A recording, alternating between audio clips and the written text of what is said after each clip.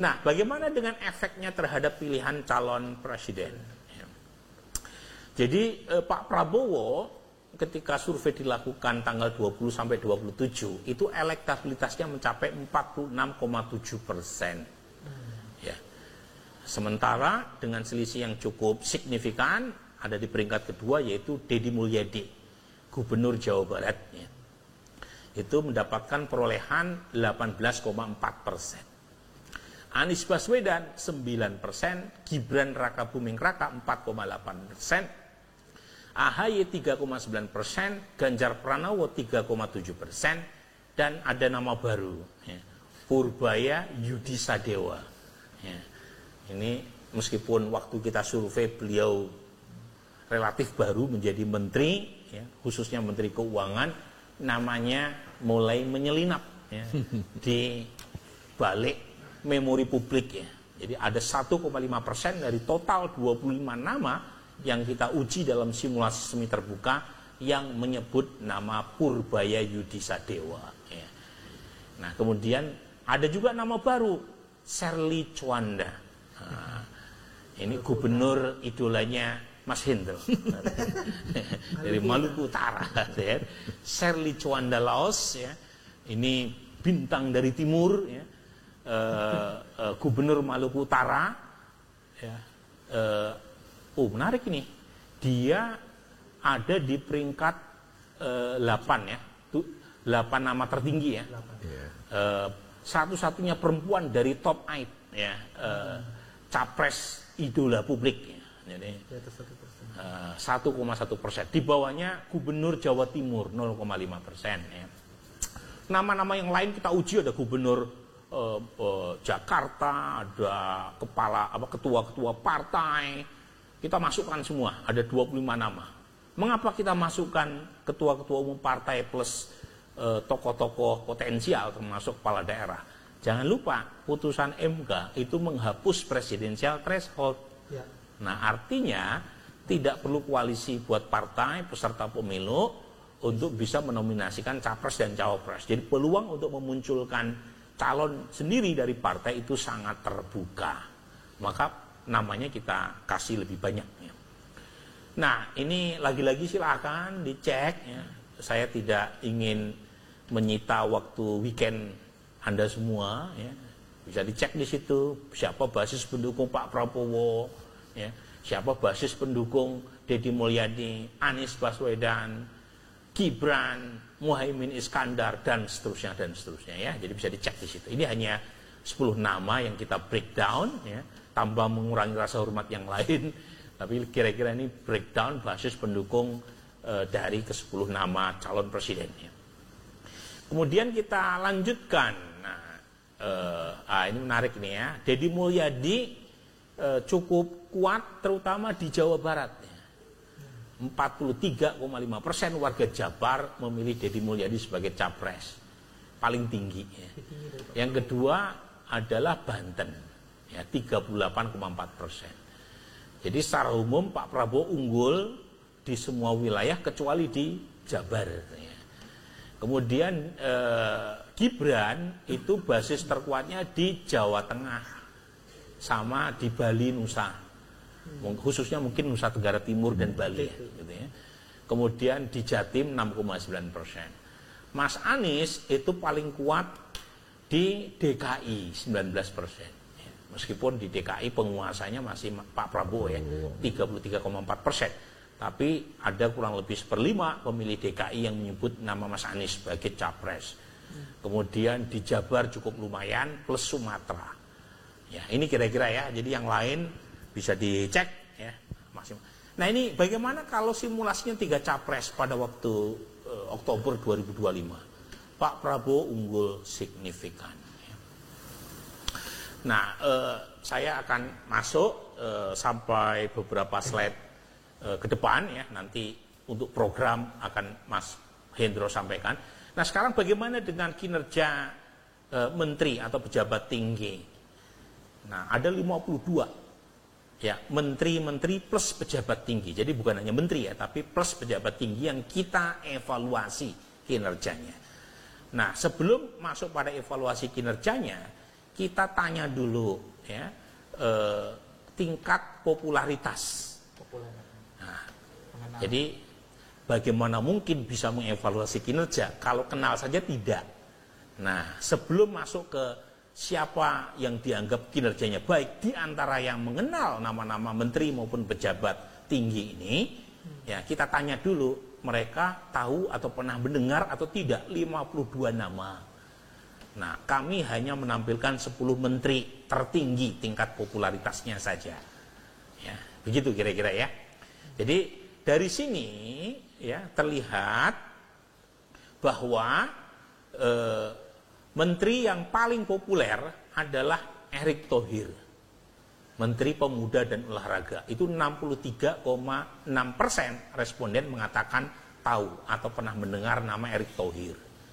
Yang kedua adalah AHY, 60,3%. Menteri atau pejabat tinggi, ya, Pak Teddy ini kategorinya pejabat tinggi ya, sekretaris kabinet, ya, itu menempati peringkat ketiga, ya, menteri atau pejabat tinggi paling populer.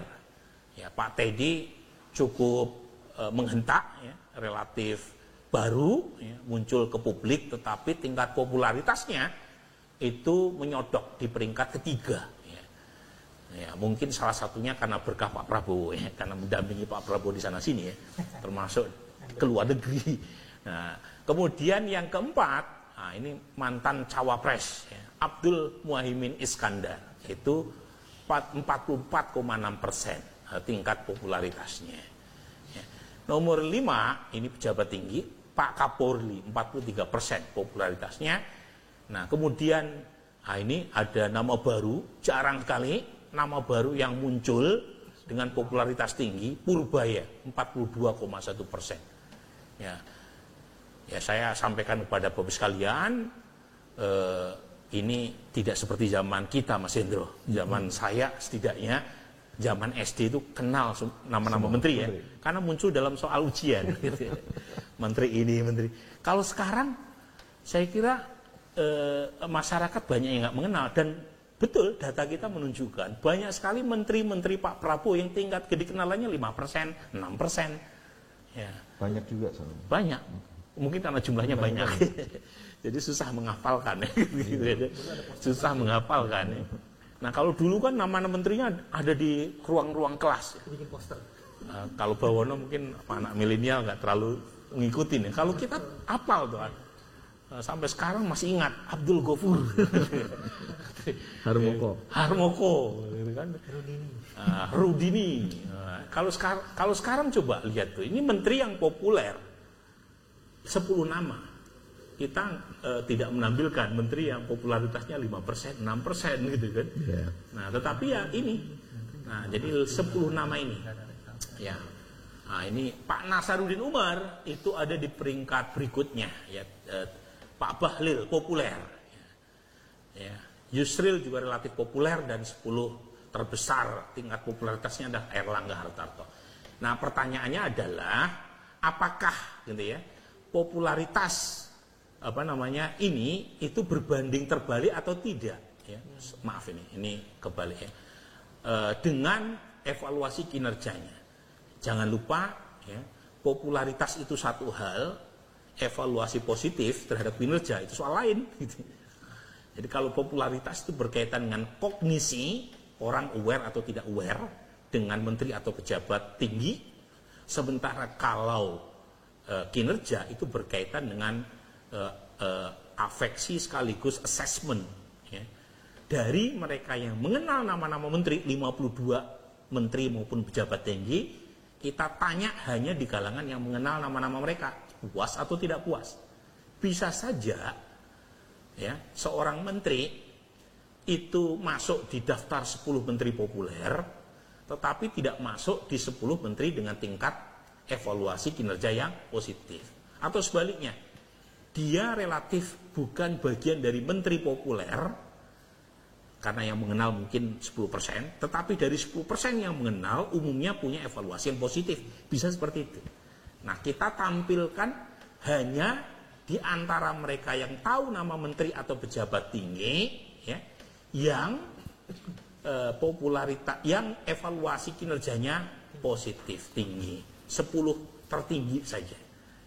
Ya, lagi-lagi kami tidak menampilkan nama-nama menteri atau pejabat tinggi yang ya tingkat kepuasan kinerjanya di luar dari 10 besar. Nah, siapa yang paling tinggi tingkat kepuasannya? Pak Amran Sulaiman, ya, Menteri Pertanian.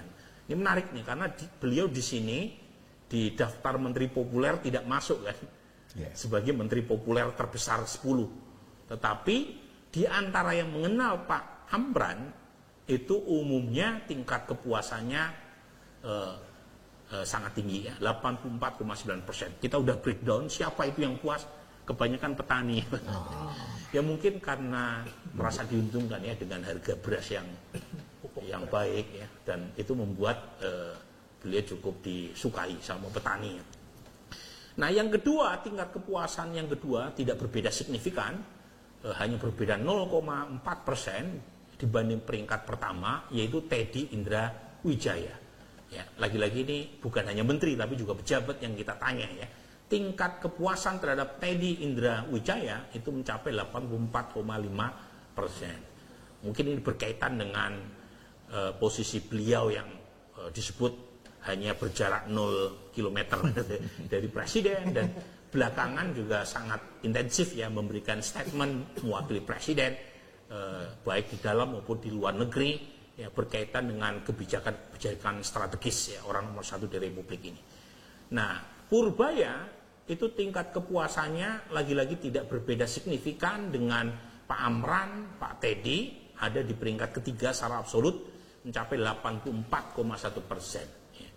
Pak Purbaya. Jadi lagi-lagi temuan survei publik ini mungkin berbeda dengan Kang Ferry Latulihin. Gitu. Tapi kan lagi-lagi ini kan pertanyaan diajukan kepada semua populasi ya, bukan hanya kelompok expert seperti Bung Ferry Latulihin ya, tetapi kalau ditanya kepada general population, Pak Purbaya ada di peringkat ketiga.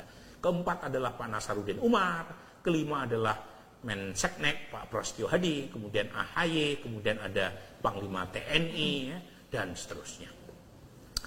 Nah, sekarang ini masih saya ya yang akan menyampaikan bagaimana dengan kepercayaan terhadap lembaga.